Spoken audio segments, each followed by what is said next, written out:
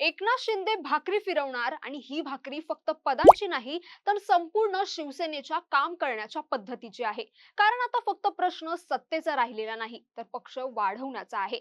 आणि यासाठी शिंदे आता थेट भाजपची कॉपी करणार का, हा सगळ्यात मोठा प्रश्न उभा राहतोय. कारण गेल्या काही महिन्यांतील निवडणुकांचे निकाल बघितले तर एक गोष्ट स्पष्ट दिसते. सत्ता असूनही संघटना कमकुवत असेल तर निकाल हातातून निसटतात आणि नेमकं तेच शिंदे शिवसेनेसोबत घडलं. नुकत्याच झालेल्या महापालिका, जिल्हा परिषद आणि नगरपंचायत निवडणुकांमध्ये संपूर्ण रसद, रिसोर्सेस आणि सत्ता सगळं काही असतानाही अपेक्षित कामगिरी झाली नाही. आणि या सगळ्यात मोठा धक्का बसला तो ठाणे मुंबई पट्ट्यात, जिथे शिंदेची सर्वात जास्त ताकद मानली जाते तिथेच भाजपचा झेंडा फडकला. म्हणजे जिथे आपला गड होता तिथेच दुसऱ्याचा शिरकाव झाला. आणि यामागचं कारण काय, तर स्वतःच्या पक्षातील गाफील मंत्री जे पदावर होते पण जमिनीवर नव्हते. आणि म्हणूनच आता शिंदेंनी निर्णय घेतलाय की भाकरी फिरवायचीच. कारण भाजपची एक वर्किंग स्टाईल आहे जी खूप स्पष्ट आहे. परफॉर्मन्स नाही तर एक्झिस्ट, काम नाही तर रिप्लेसमेंट. आणि आता शिंदे हाच फॉर्म्युला शिवसेनेत लागू करणार का, याची चिन्ह स्पष्ट दिसायला लागली आहेत. सूत्रांची माहिती सांगते की शिंदे दोन मंत्र्यांवर प्रचंड नाराज आहेत. कारण लोकसभा, विधानसभा आणि त्यानंतरच्या स्थानिक निवडणुकांमध्ये या मंत्र्यांनी अपेक्षित कामगिरी केली नाही. शिंदे स्वतः राज्यभर फिरत होते, पायाला भिंगरी लावून प्रचार करत होते. पण जे जिल्ह्याचे मंत्री होते ते आपल्या जिल्ह्यात बसूनही जागा जिंकू शकले नाहीत. म्हणजे लीडरशिप वरून पुश होत होतं पण ग्राउंडवर रिसोर्सेस मिळत नव्हता. आणि इथे शिंदेंना समजलं की फक्त सत्ता असणं पुरेसं नाही, संघटना मजबूत असणं गरजेचं आहे. म्हणून त्यांनी आता क्लिअर मेसेज दिलाय की जे काम करतील तेच पदावर राहतील, जे काम करणार नाहीत त्यांना डच्चू दिला जाईल. हा साधा इशारा नाही तर डायरेक्ट वॉर्निंग आहे आणि त्याची सुरुवातही झाली आहे.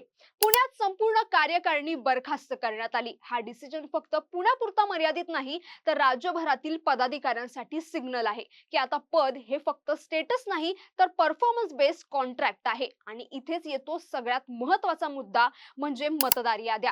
कारण शिंदेंनी आता निवडणुका नाहीत म्हणून आराम करायचा नाही, उलट तयारी सुरू करायची आहे. आणि त्यासाठी त्यांनी दिलेला आदेश खूप स्पष्ट आहे की प्रत्येक मतदार यादीवर काम करा, प्रत्येक BLA सक्रिय करा, प्रत्येक बूथवर पोहोचा. हा अप्रोच कुणाचा आहे, तर भाजपचा.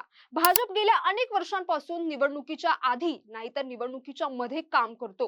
Voter list, booth management, micro planning आणि त्याचमुळे त्यांना ग्राउंडवर ऍडव्हान्टेज मिळतो. आणि आता शिंदे हाच गेम प्ले करतायत. कारण पुढच्या काही वर्षात मतदारसंघाचं पुनर्विभाजन होणार आहे, डेलिमिटेशन येणार आहे आणि ज्यांनी याआधी तयारी केली त्यांचाच फायदा होणार. म्हणून शिंदे म्हणतायत की आत्ताच कामाला लागा. पण इथे फक्त स्ट्रॅटेजी नाही तर फिल्टरिंग प्रोसेस सुद्धा सुरू आहे. शिंदेंनी स्पष्ट सांगितलंय की फक्त निधीसाठी येणारे दूर केले जातील, क्वांटिटी नको क्वालिटी हवी. म्हणजे पक्षात आता फक्त क्राऊड नको तर कमिटेड कॅडर हवा.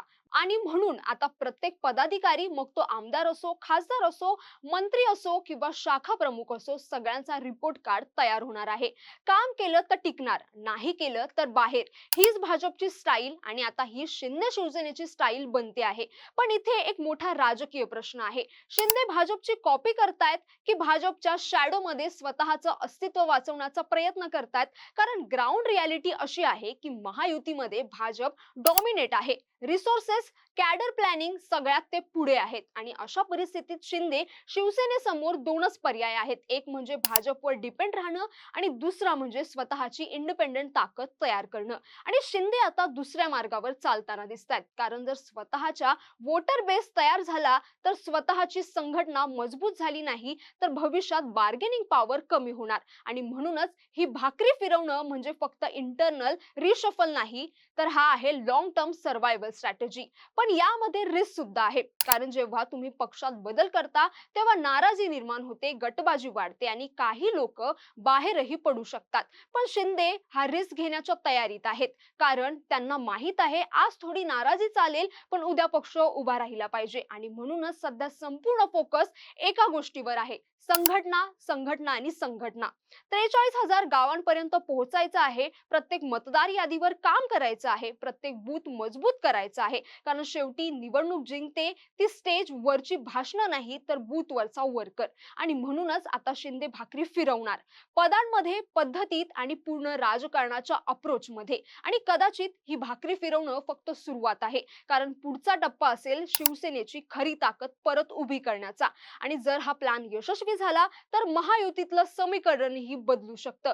कारण मग शिंदे फक्त सत्तेसाठी भागीदार राहणार नाहीत, तर एक मजबूत राजकीय शक्ती म्हणून उभे राहतील. आणि जर अपयशी झाला तर भाजपच्या सावलीतच राहावं लागेल. म्हणूनच ही भाकरी साधी नाही, ही भाकरी आहे सत्तेपासून संघटनेकडे आणि संघटनेपासून भविष्यातल्या राजकारणाकडे जाणारी. आणि म्हणूनच सगळ्यांचं लक्ष आहे एकनाथ शिंदे भाकरी कशी फिरवतात आणि कोण कोण त्यात टिकतं आणि कोण कोण बाहेर फेकलं जातं. तर तुम्हाला या सगळ्या व्हिडिओ बद्दल काय वाटतं? तुम्हाला हा व्हिडिओ कसा वाटला? आम्हाला नक्की कमेंट करून कळवा. आणि अशाच व्हिडिओसाठी टाइम महाराष्ट्राला फॉलो आणि चॅनलला सबस्क्राईब करायला विसरू नका.